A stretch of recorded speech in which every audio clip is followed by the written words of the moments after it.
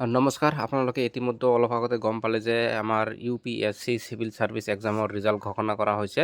তো আমাৰ এক্সামখন 3টা পৰ্যায়ত হয়। আপোনালোকে সকলোৱে জানে যে প্ৰথমত প্ৰিলিমিনাৰী এক্সাম হয়, তাৰপিছত মেইন এক্সাম হয় আৰু লাষ্ট ষ্টেপত হয় ইণ্টাৰভিউ হয়।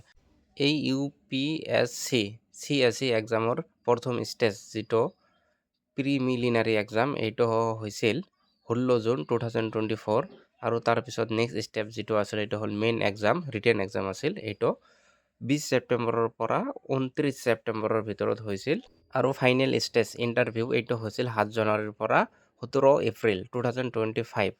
তো আপোনালোকে গম পাইছে এই UPSC CSE 2024 টপাৰ হৈছে অল ইণ্ডিয়া ৰেংক নাম্বাৰ 1 হৈছে শক্তি ডুবে। আপোনালোকে স্ক্ৰীনত দেখিবলৈ পাইছে এই যে এয়া হৈছে শক্তি ডুবে আৰু অল ইণ্ডিয়া ৰেংক ছেকেণ্ড হৈছে হৰ্ষিতা গোয়েল।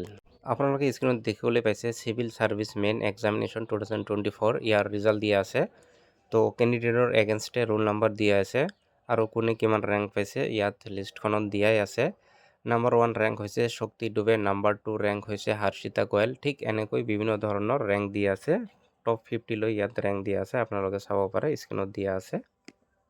এইবাৰ টোটাল 1009 কেণ্ডিডেটে কোৱালিফাই কৰিছে বিভিন্ন ধৰণৰ পদৰ বাবে IAS, IPS, IFS আৰু চেণ্ট্ৰেল ছাৰ্ভিচ পদৰ বাবে টোটাল 1009 কেণ্ডিডেটে কোৱালিফাই কৰিছে। এই যিবোৰ কেণ্ডিডেটে কোৱালিফাই কৰিছে তেখেত সকলোকে আমাৰ তৰফৰ পৰা চেলুট থাকিল। আপোনালোকৰ জীৱন মংগল হওক, আপোনালোকে যাতে দেশৰ উজ্জ্বল ভৱিষ্যত কৰি আনে তাৰে মনোকামনা থাকিল। ধন্যবাদ।